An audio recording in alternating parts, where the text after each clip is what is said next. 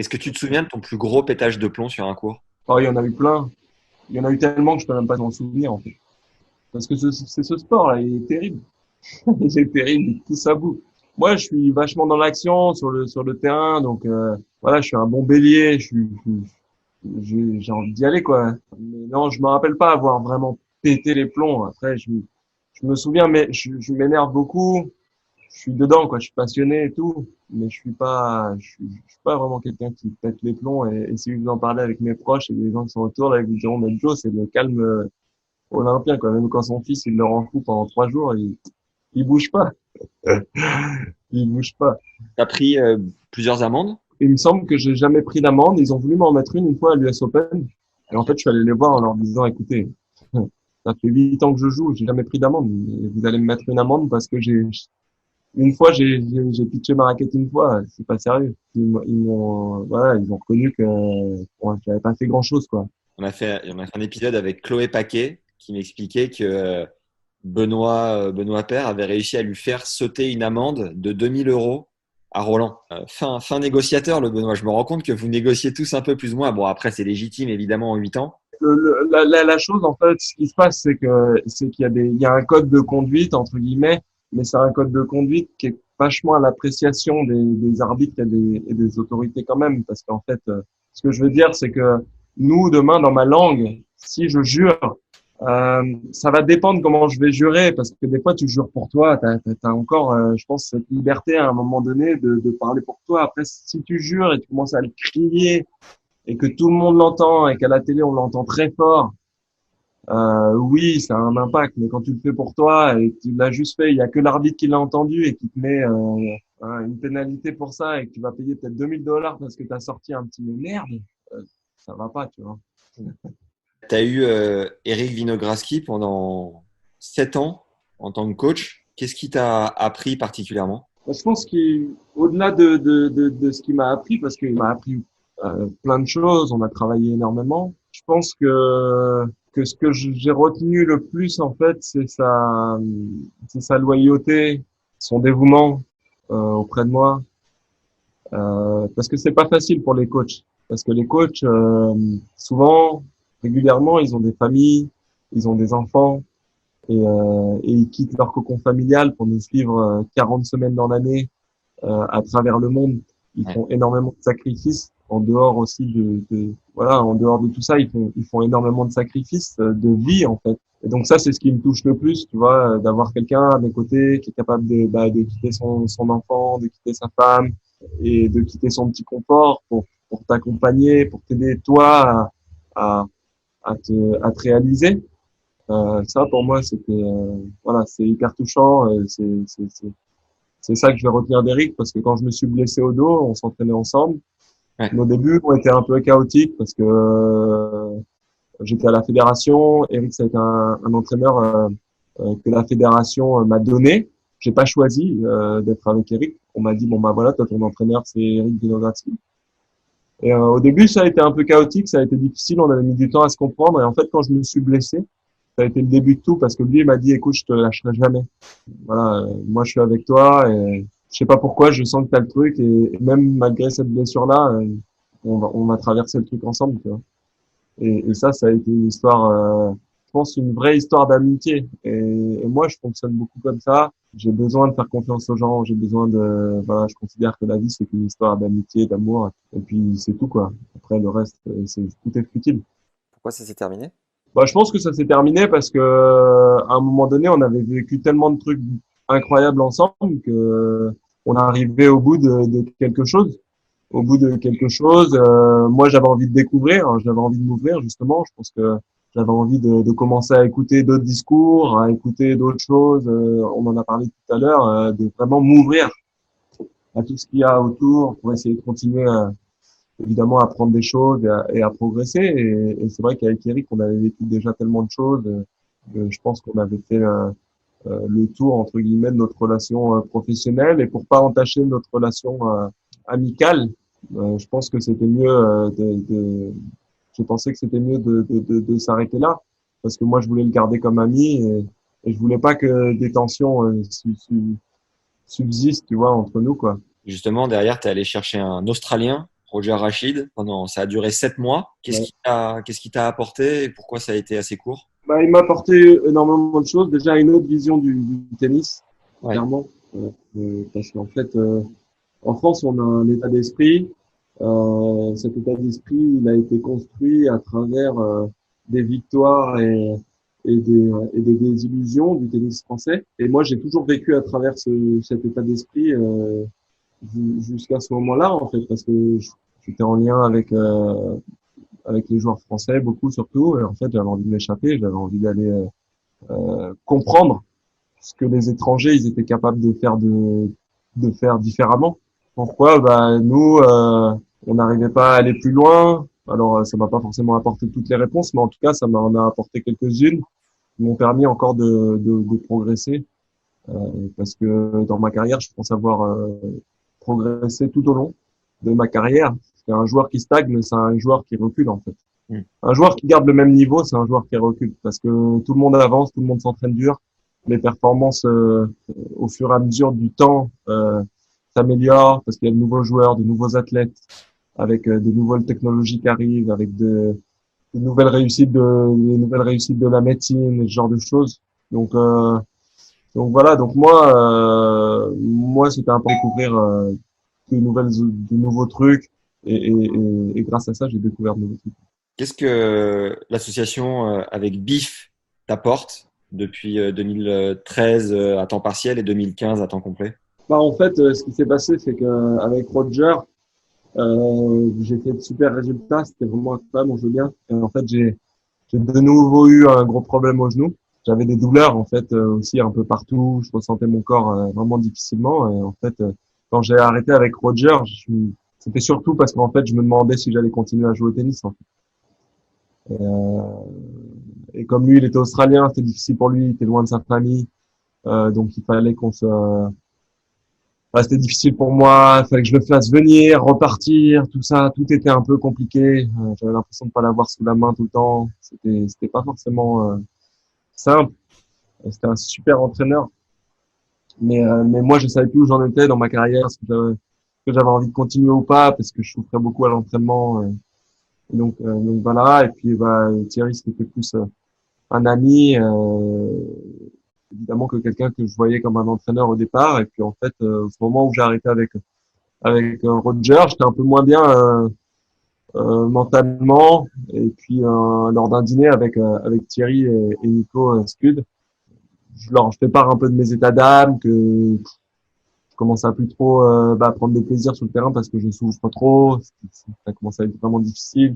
Et puis il commence à vouloir évidemment me dire mais non, attends, tu vois. Ça va, tu peux encore revenir, tu peux encore faire des choses incroyables et tout ça. Enfin, essayer de me remonter le moral. Et puis je leur dis, bah, puisque vous faites les malins, vous allez m'entraîner. Parce que ça a l'air d'être si simple que je revienne. Et puis, donc c'était sur une discussion un peu comme ça. Et puis ils se regardent, et puis on se regarde tous, et puis on se dit, vas-y, chiche, on fait ça. Et voilà. Alors on savait que ça allait faire causer les uns et les autres. Moi, je savais que c'était des trucs touchy parce que les gens, ils pensent que ta carrière leur appartient. Mais, mais moi, je savais que j'avais envie de faire ce que je voulais, et que moi, je considérais que être avec des gens que j'apprécie, qui en plus ont été au haut niveau, et en plus qui étaient, voilà, qui étaient des gens bienveillants auprès de moi, ben, ça allait être, voilà, que ça allait être fructueux. Et finalement, bah, ils m'ont monté les mecs comme une pendule, et l'année d'après, je regagnais un Master 1000, je battais Federer, Djoko et Murray à la suite, quoi. On se...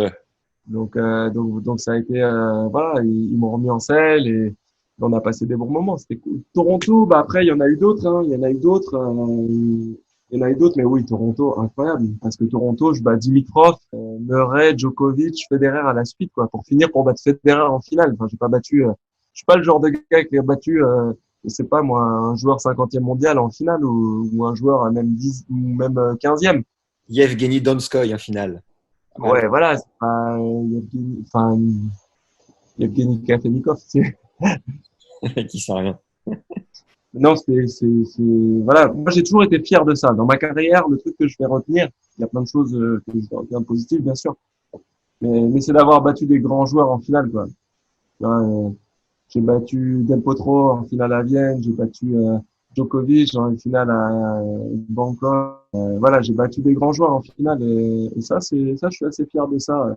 Voilà, je suis pas fier de tout ce que j'ai fait en carrière, mais ça, c'est pas mal. Il y a une expérience de ouf que tu as vécue et j'aimerais bien que tu nous racontes dans les grandes lignes. Suite à un épisode fait avec Antoine Couvercel, le fils de Jean qui a créé Tennis Magazine, il t'a accompagné, t'es allé voir ton grand-père juste après l'Open d'Australie en 2008 à Ouais. Pointe-Noire en République du Congo. Et ce qui est fou, c'est que Antoine, qui est photographe professionnel sur le circuit, m'a confié que c'était son plus grand souvenir de tennis, sachant que ça reste de l'extra parce que c'est des moments de vie, c'est des moments de partage. C'est pas prendre une photo sur le central de Wim. Et évidemment, si c'est son plus grand moment à lui, j'imagine que pour toi, ça a une saveur de dingue. Comment tu l'as vécu? Bah, pour moi, c'était particulier. C'était particulier. Encore une fois, c'était pas, c'était, c'était compliqué parce qu'en fait, ma grand-mère était décédée, mais il n'y a pas si longtemps que ça, en fait, et je l'avais jamais vue, en fait. Et l'année d'avant, moi, j'étais 200. Une année avant d'aller jouer là, j'étais 200 et quelques mille. Là, j'étais plongé dans mon truc de tennis. Et mon père, il est pas retourné beaucoup parce qu'on n'avait pas beaucoup de moyens. Donc, quand il retournait là-bas, il allait tout seul. Moi, ça a été un gros choc quand ma grand-mère a décidé de pas pouvoir, de pas l'avoir vue, de pas avoir pu lui parler. Ouais. Et du coup, je suis allé au Congo pour voir mon grand-père. En fait, dès que j'ai fini l'Australie, bam, j'ai dit le premier truc que je fais. Maintenant, c'est je vais voir mon grand-père et il y a rien d'autre qui me voilà. Et ça a été un moment particulier quoi. C'est difficile de mettre des mots sur ces moments-là parce que c'est des moments voilà, c'est à part. Et tu y es retourné quelques fois? Non, bah depuis ensuite il est décédé mon grand-père et du coup je suis pas retourné beaucoup. C'est difficile pour moi le lien avec en fait j'adore la culture de mon papa. J'ai baigné dedans. J'ai baigné dedans étant petit parce qu'il avait beaucoup d'amis qui avaient fait le même trajet que lui en France. Ouais. Qui étaient mariés avec des Français. Donc moi j'avais plein de copains métis comme moi. On n'en parle pas souvent en fait. On parle souvent des blancs, des noirs ça. Bon, on parle jamais, ou du moins pas souvent, du paradoxe d'être métissé. J'en reviens à ce mot-là parce que c'est un vrai truc. On parle pas souvent des métissés, des gens qui savent pas d'où ils sont en fait. Ouais. Ils savent qu'ils sont, en fait, ils savent d'où ils viennent. Ils savent qu'ils sont nés en France. Enfin, un garçon comme moi, bah, né en France, français, de culture française. 100% presque. Mais à côté de ça, bah il y a, enfin je dis presque 100%, enfin il y a même pas de pourcentage, c'est que je suis français, point. Et à côté de ça, une culture africaine aux antipodes de la culture française dans pas mal de domaines. Et quand on se retrouve en France et puis que on est des fois parfois confronté à des problèmes, je sais pas quel mot employer, j'aime pas le mot racisme, j'aime pas le mot peut-être discrimination un peu, même pas, je sais pas, mais quand on est confronté en tout cas à des Pas des jugements, quoi. ouais, voilà, confronté à des jugements particuliers. Ici en France, c'est qu'en fait, bah, quand tu vas en Afrique, tu te rends compte, ou quand tu discutes avec des Africains, bah, tu te rends compte aussi que tu as les mêmes jugements, Ouais. que c'est la même chose que, en fait, tu te rends compte que t'es pas africain, t'es pas forcément noir. Et quand tu es ici en Occident, t'es pas forcément. Et donc ce sujet-là, il est maltraité. Et je pense que tous les métissés du monde en ont souffert dans leur vie de ce truc-là parce que tu sais pas, t'as du mal à trouver ta place. T'as du mal à trouver ta place et ça prend du temps pour la trouver. Ça prend du temps. Et pour moi, aller au Congo, tout ça, ça faisait partie du processus pour comprendre qui j'étais, qui je suis, ce que j'ai envie de devenir, ce que j'ai envie de représenter, et tout ça. Donc en ça, ce voyage-là, il était hyper bénéfique pour moi, hyper important. Évidemment, le fait de voir mon grand-père avant qu'il parte. Mais ouais, ça, c'est le fait de comprendre d'où on vient et tout ça, ça aide quand même à savoir où on veut aller. J'ai lu une anecdote assez marrante où tu disais, quand tu as fait une demi à Roland, on faisait pas mal comparaison, de rapprochement avec Yannick, évidemment, parce que c'était 20 ans après, non, plus de 30 ans après. Les statisticiens commençaient à faire des rapprochements, à l'alignement des planètes et tout, et toi, tu avais répondu, j'en sais rien, je fais pas de calcul. Moi, tout ce que je sais, c'est que quand Yann chante, je danse. Et en gros, tu disais que quand tu es parti là-bas, tu as ressenti un peu cet attrait pour la musique, pour la danse, pour la culture. Ouais, c'est ça, t'as compris un peu mieux qui t'étais, quoi. C'est ça qui est incroyable. Exactement. En fait, tu comprends un peu mieux qui t'es. Parce que souvent, on va voir un petit métissé, on va se dire, bah, il sait, enfin, voilà, il sait que chez lui, non, quand tu as grandi en France, ta culture, elle est française. On va dire que, avec tes amis, t'écoutes de la musique française. Tu sais pas ce que c'est que de l'autre côté, en fait. Mais on assimile, on se dit, tout le monde se dit que toi, t'es ce qu'il y a là-bas. Donc c'était intéressant d'aller voir réellement ce qu'il y avait là-bas Ouais. pour, euh, pour comprendre des choses. C'est vrai que c'était voilà, c'était une expérience pour moi top. En fait, ce qui est marrant, tu vois, c'est que je suis arrivé. En fait, je devais aller chez j'ai dû aller chez le président tout de suite en fait quand je suis arrivé. Ok. Et donc en fait, j'étais habillé, j'avais un costume pour voilà, faire genre je suis classe. Au jour d'aujourd'hui, je me dis, on s'en fout, j'aurais pu y aller en short. Ouais. Ouais, c'est ma façon de penser. Je suis un peu. J'étais en costume et en fait, quand je suis sorti de l'avion, ils annoncent oui. La température de l'air est de 35 degrés et tout ça. Je me suis dit, ouais, je vais crever de chaud avec mon costume et tout. Et en fait, pas du tout. Je suis arrivé, j'ai l'impression que j'étais chez moi. Je suis arrivé, je ne transpire même pas une goutte. J'ai dit, mais c'est incroyable. En France, si je mets un costume à cette température-là, ben là-bas, non. J'étais comme un poisson dans l'eau et tout. Et il y avait des odeurs, je me disais, c'est bizarre, je les connais ces odeurs. Incroyable.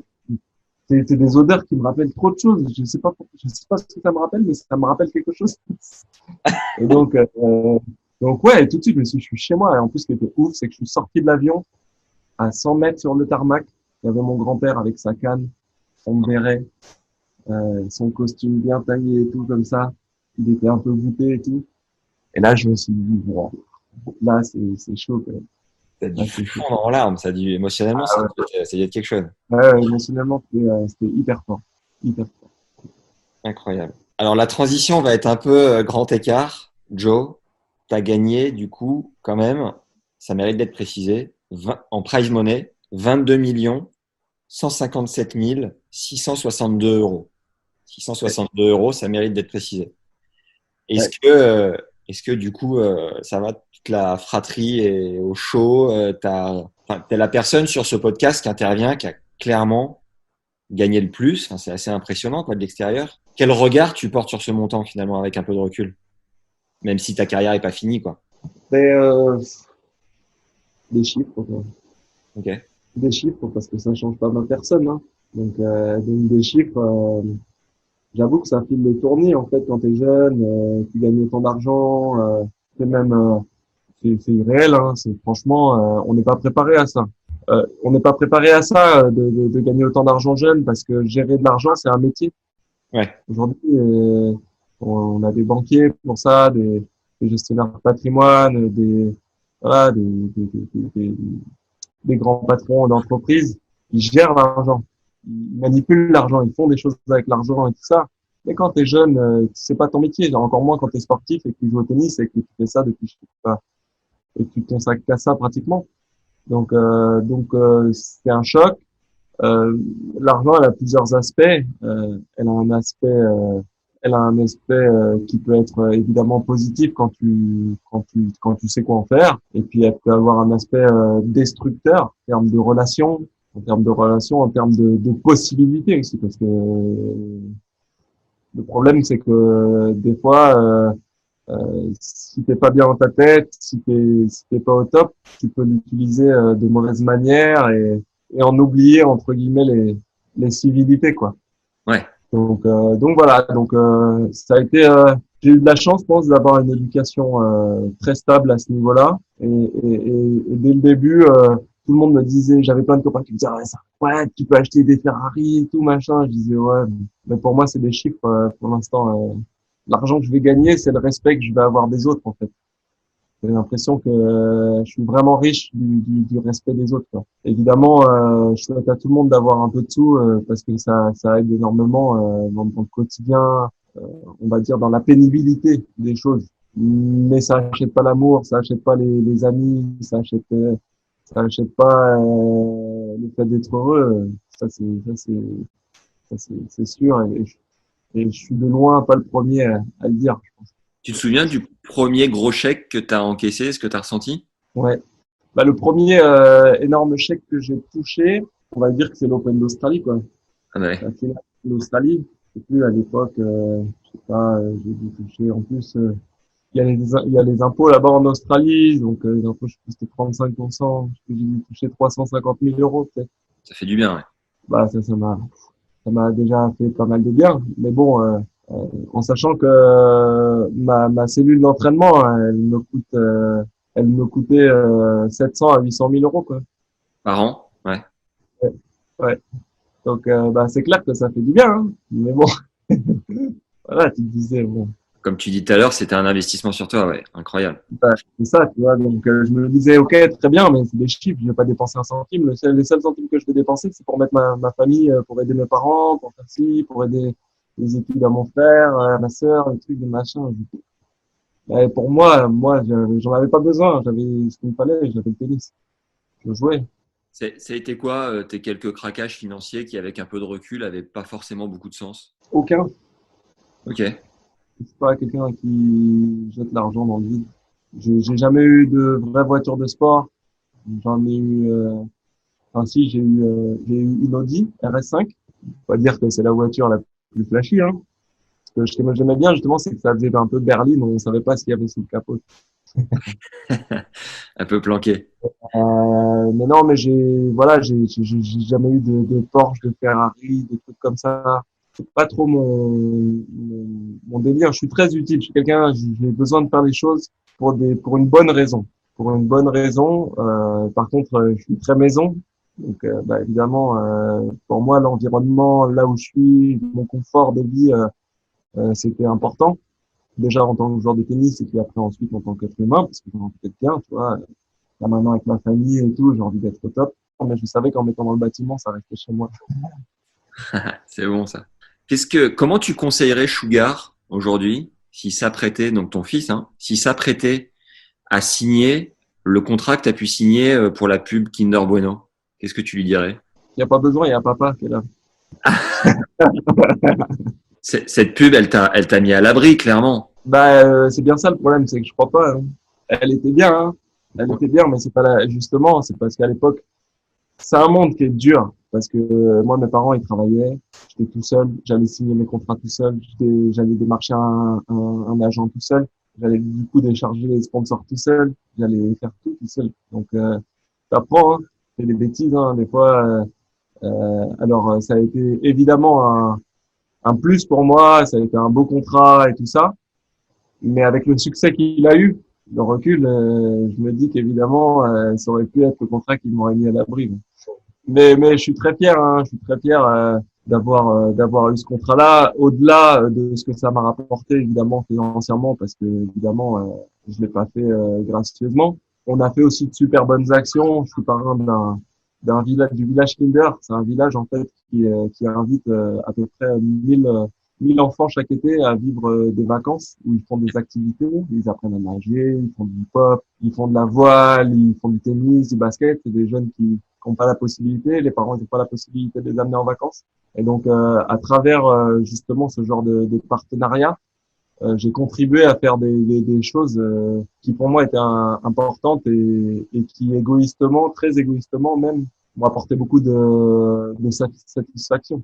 La roue a bien tourné parce que pour un gars qui allait démarcher ses premiers contrats au départ, aujourd'hui, tu es quand même accompagné par Adidas et Rolex. Rolex qui a un prestige incroyable. Enfin, c'est le contrat rêvé, clairement. Comment tu, je sais pas, comment tu vis un truc pareil? C'est quand même un régal. Tu termines ton match, t'ouvres ta housse de tennis, t'enfiles ta Rolex, on te l'a offerte. Enfin, c'est beau quand même. Oui, oui, non, mais bien sûr, c'est clair que ça a une grosse hyper quali comme sponsor, mais et au-delà de la valeur intrinsèque de l'entreprise. C'est pareil, en fait, c'est des gens qui ont été hyper loyaux avec moi, qui le sont toujours d'ailleurs, et qui m'ont accompagné tout au long de ma carrière, et pas seulement sur le côté sportif, mais aussi sur le, comme je disais, sur le côté caritatif.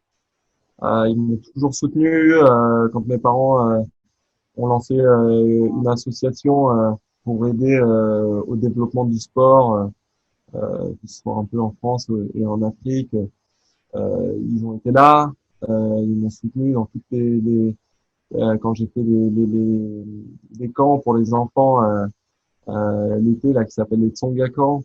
Ils étaient là. À chaque fois que je me suis investi dans quelque chose entre guillemets à but associatif ou autre, Ouais. ils ont été derrière moi. Ils ont été derrière moi, que ce soit Ferrero, Rolex, Adidas, Babola et plein d'autres. J'en oublie là, Bastide, Medical, Forte Pharma.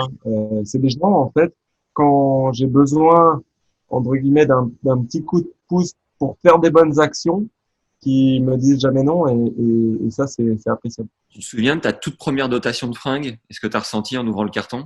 Ah la fierté, maman. C'était quoi? Adidas de malade, j'avais des tenues Rios dedans là, fit to wear et tout. Bah, c'était dingue. T'étais pas avec Reebok avant? Non, moi j'ai toujours été avec Adidas, j'ai fait une petite virgule à un moment donné sur 2 ou 3 ans, mais j'ai fait toute ma carrière en Adidas et certainement ça va durer encore longtemps. Non, et j'avais reçu donc un carton Adidas, j'étais à Poitiers à l'époque, et ce qui était fou, c'est que bah moi je m'habillais en tous mes copains, ils avaient des contrats, et moi comme j'étais pas très bon, enfin j'étais pas le meilleur de mon âge, moi j'avais pas de contrat, donc moi j'avais des vêtements Décathlon, voilà, et je regardais les autres avec leur Nike, leur Reebok, leur Adidas, leurs trucs, et je disais, wow, franchement, ils sont trop classe. Ils sont trop classe. Et un jour, il y a le gars d'Adidas qui est venu au centre où j'étais là et qui m'a dit, bah, si tu veux, je peux t'envoyer quelques trucs et tout ça. Et j'ai dit, bah, carrément. Je sais pas, laisse-moi réfléchir. Ok, ok. Donc, j'ai pas hésité une seconde. J'ai dit, bah, carrément, vas-y, tu m'as envoyé, au revoir. Hein, ça fait plaisir. Et donc, il m'a envoyé 4 paires de chaussures, 5 paires de chaussettes, 4 shorts, 4 chemises. Voilà, j'étais comme un fou. Aujourd'hui, tu as une orga autour de toi pour organiser cet épisode de podcast. Je suis passé par un dénommé Samy qui nous a Ok. mis en contact. Il y a une fille aussi, je crois, qui est dans ton équipe. Comment s'organise tout ça autour de toi? Comment tu gères tes réseaux sociaux, ta com? Qui gère quoi?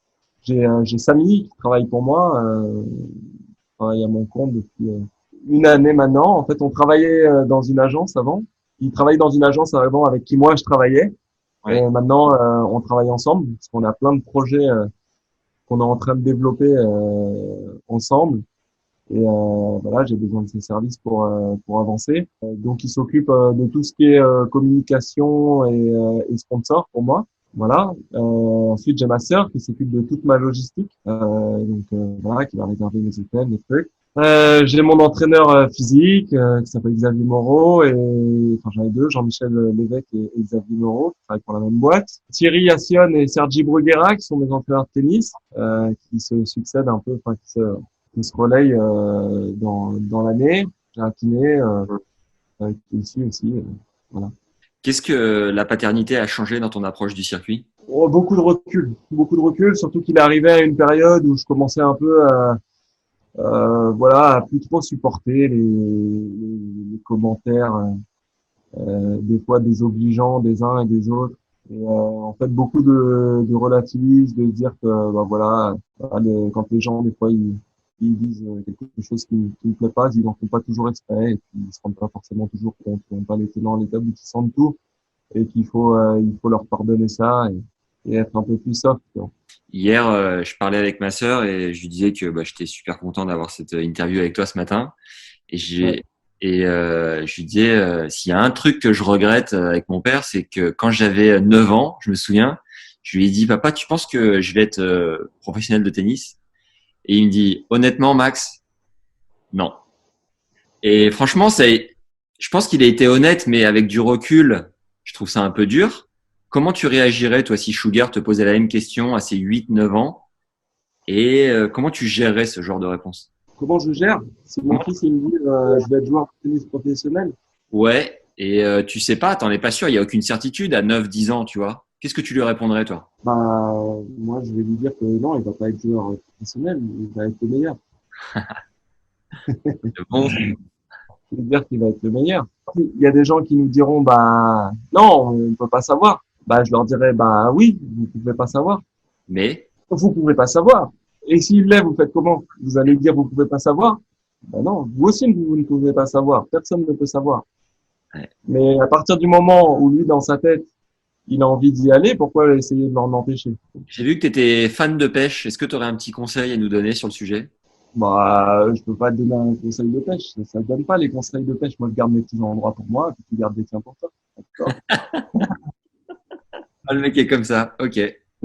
Là, je joue tennisman, là, tu vois, en mode solo, tu vois. C'est marrant parce que j'ai un pote avec qui on va à la pêche, tu vois, et on se traite de tennisman, tu vois. Parce que quand on va à deux à la pêche, c'est difficile parce que les meilleurs endroits, on se dit, bah, qui est-ce qui va mettre sa ligne aux meilleurs endroits, tu vois.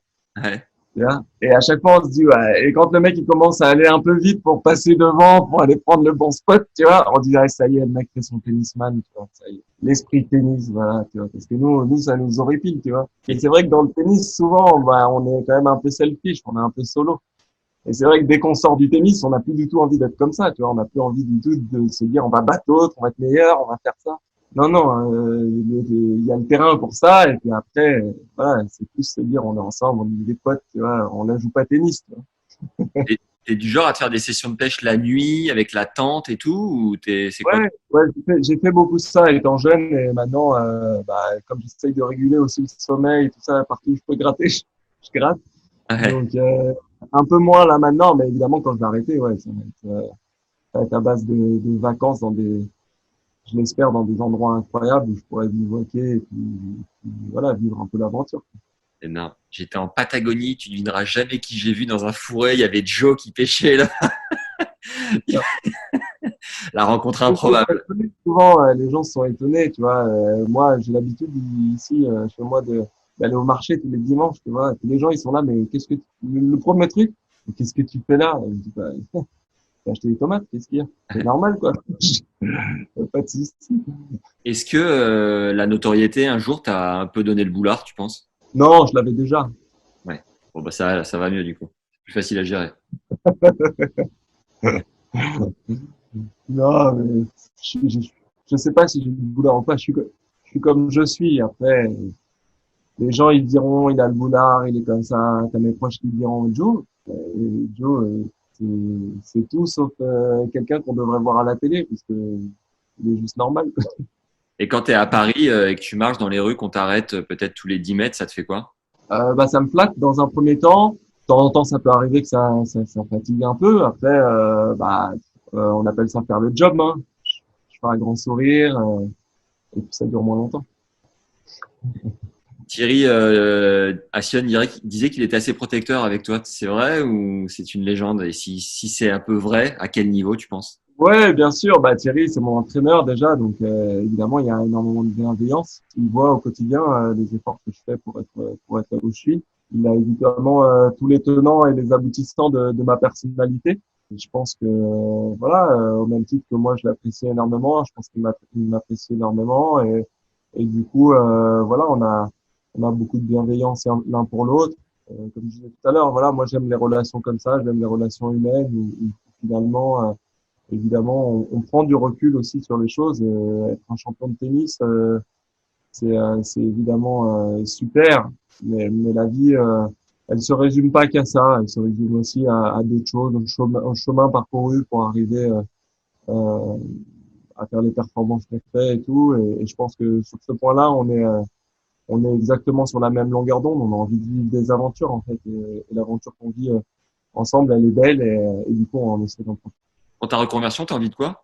Bah, ma reconversion, moi, j'ai l'impression qu'elle est déjà un peu entamée, parce que on a beaucoup de temps libre en tant que joueur de tennis, malgré tout, dans l'organisation de camps pour les enfants. Et puis, bah, après, j'ai rêvé d'avoir une académie. Et avec Thierry, voilà, on s'était dit qu'on se lancerait dans ce projet-là.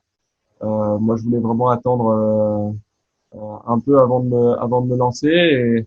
Et Thierry a lancé l'académie il y a 5 ans, la All-in Academy. Et on s'était dit que je le rejoindrais au moment opportun. J'ai décidé que l'année passée, c'était le moment opportun. Ouais. Donc maintenant, on a associé dans cette académie et moi, je suis venu amener un peu un petit coup de boost en amenant avec moi des projets qu'on dirige ensemble avec Thierry, dont un projet à l'OL City, près du Groupama Stadium, qui va avoir pour objectif d'accueillir justement la All-in Academy et des jeunes. Et puis, on a également récupéré un club dans le sud, à Nice aussi, où on est en train de refaire le club à neuf. Et on va accueillir un club et notre académie aussi. D'accord. Donc voilà. Et puis à côté de ça, j'ai toujours voulu savoir ce qu'il en était derrière l'organisation des tournois. Donc je me suis lancé dans l'organisation avec Thierry et d'autres associés, dont Jean-François Cojol, à Lyon. Ouais. C'est pour moi que j'ai gagné pour la première fois sur Alternative. Et c'était incroyable parce qu'on monte le tournoi et je gagne le tournoi. C'est pas du tout. C'était comme des fous. Dans le parc de la Et, magnifique. à Lyon et voilà. Et je fais partie aussi un peu du tour de table à Marseille. Voilà. Et puis je fais encore j'ai pas mal de choses à côté, mais c'est un peu plus perso. Mais... Juste avant de conclure avec 3-4 questions de fin, petites. Est-ce que tu aurais une anecdote sympa avec Roger, Rafa ou Djoko qui humanise un peu ces légendes du tennis? J'en ai une avec Rog parce que alors j'étais pas avec lui directement, mais ça m'étonne pas forcément de lui. On a un ami qui a un terrain en gazon, pas très loin de chez moi là. Ouais. Et Roger est venu faire de temps en temps des petites préparations pour Wimbledon. Et en fait, quand le terrain, il est incroyable, il est au milieu d'un champ de pommiers en fait. Wow. Il est assez fabuleux. Et en fait, j'ai mon ami qui me disait que en fait, quand Roger, la première fois qu'il est arrivé, il a joué tout ça. Et donc mon ami, il était un peu anxieux de savoir si le terrain, il était bien pour lui et tout ça. Et puis il lui a demandé alors. Le terrain, il est bien, et Roger, il lui a dit non, non, j'aime pas. Et il dit, mais sérieux? Et là, il dit, sérieux? Le terrain, il te plaît pas? Qu'est-ce qu'il y a? Le gazon est trop haut, il y a un truc qui va pas. Il me fait, non, non, franchement, les oiseaux, ils font beaucoup trop de bruit, quoi. C'est fatigant. Et donc, du coup, j'ai trouvé l'anecdote géniale, quoi, parce qu'en fait, évidemment, il était ironique et ça le définit assez bien. Énorme. Alors pour terminer, est-ce que tu as un livre qui a marqué ta vie? Un livre qui a marqué ma vie. Je suis pas un très grand lecteur. Ok. Euh, j'aime bien les biographies, les trucs sur les sportifs, parce que j'aime bien un peu savoir ce qui se passe et tout ça. J'ai jamais été un grand fan. Je suis pas un fan, moi. Même quand j'étais petit, j'étais pas fan des joueurs, j'étais pas fan des trucs. Je suis plus, on va dire, je suis fan des histoires, mais je suis pas fan d'un joueur en particulier ou des gens. Les gens qui m'ont inspiré, il y en a eu forcément inconsciemment. Je pense notamment à ma petite danse là, parce que je réfléchissais tout le temps à me dire, mais putain, mais pourquoi j'ai fait ce truc-là à ce moment-là et tout ça. Mais en fait, j'ai été influencé par par un moment donné Dugarry quand il avait fait en fait cette image là contre les Sud-Africains là, quand il marque Ok. et qu'il fait comme ça. En Ouais. fait, elle est restée gravée dans ma tête cette image en fait, et c'est ressorti plus tard et il y a que maintenant en fait que je me rends compte que c'était ça et il y a que ça et Jordan en fait Jordan sur les playoffs à un moment donné qui met un panier et qui se retourne et qui saute comme ça avec le bras comme ça, cette image elle est légendaire en fait, mais en fait elle est restée dans ma tête Ouais. et en fait ces deux images là se sont compactées et on fait la Tsonga Dance, tu vois. Yes. Donc voilà, moi j'ai jamais été trop fan de joueurs ou de chanteurs ou des trucs comme ça. Il y a Michael Jackson, bien sûr, qui m'a inspiré à mort. Michael Jordan, Michael Jackson, Michael Youn. Non, je rigole. Pour l'enchaînement de Michael, je cherchais un Michael. T'as une biographie du coup qui sort du lot? Honnêtement, non, pas spécialement, quoi. Je pense que toutes les histoires, je suis fan des histoires, en fait. J'aime bien les histoires, elles sont singulières et tout. Quoi que ce soit les Tyson, les Zidane, les Kobe Bryant, tous ces gens-là, là, voilà, c'est singulier, en fait. Il n'y a pas vraiment André Agassi. Ces histoires-là, c'est des histoires singulières, quoi. Je suis juste fan des histoires. J'aime bien. C'est Yes. encore un grand gamin, quoi. Je peux me raconter des histoires avant d'aller m'endormir, c'est bien. Est-ce que tu as un film référence? Il y en a plein, honnêtement, c'est pareil, je ne saurais pas en sortir. Alors pendant des années, j'ai adoré regarder Gladiator. Gladiator, c'est un peu tout ce que j'aimais, tu vois, les valeurs, le courage, l'amour, l'abnégation, l'injustice, il y a plein de choses comme ça. Le, le, le fait que voilà, un de ses meilleurs collègues il était noir et tout, ça rajoute un truc. C'est incroyable. Dans ces histoires-là, c'est fou. Enfin, mais bref, voilà, ça fait partie des choses qui m'ont tenu en haleine. Après, il y a plein de films, hein. Il y en a d'autres qui n'ont rien à voir, genre California Man, tu connais, j'ai regardé ça toute ma jeunesse. Non. En fait, c'est un homme de Cro-Magnon en fait, qui a gelé à Ouais. l'époque et qui se réveille à notre époque. Ok. T'imagines pas le film. Ton teasing. Quel est Marc Sophie, Marc Sophie, ah oui, tu connais pas ça? Voilà, voilà, il y a un film genre Quatre garçons pleins d'avenir, tu vois, ça m'a marqué. vraiment ça? Le dîner de con, exceptionnel. Yes. Ouais, il y a 2 jours à tuer, un film avec Dupontel que j'ai adoré, les Walt Disney, j'ai adoré Aladdin, c'est mon préféré. J'ai remarqué les tennisman et tenniswomen, quand je demande un film et un livre, généralement c'est une liste de 25 chacun. C'est vrai? Quel est le concert le plus ouf auquel tu es assisté? C'est mon fils. Bah, Incroyable. naturellement. Énorme Il est à la incroyable. couleur d'ailleurs. Cette petite vidéo est magique. J'ai adoré. Ouais, c'est un vrai artiste, hein. Guitare, batterie, comment dire, boîte de thé, c'est tout ça. Artiste complet. Il est complet. Il chante, il danse sur Michael. Le mec, Énorme. La plus grosse période de doute de ta vie, Joe? quand je me suis blessé au dos. La hernie? Ouais, Quels seraient les mots du Joe d'aujourd'hui à ce Joe de l'époque pour le guider un peu? profite. C'est ce que j'ai fait, hein. Mais ça a bien marché, donc autant continuer, quoi. Est-ce que tu as une citation que tu aimes bien? Il y en a plusieurs que j'aime bien, quoi. Vérifie d'avoir le doigt propre avant de pointer les gens du doigt. Ça, je l'aime bien, celle-là.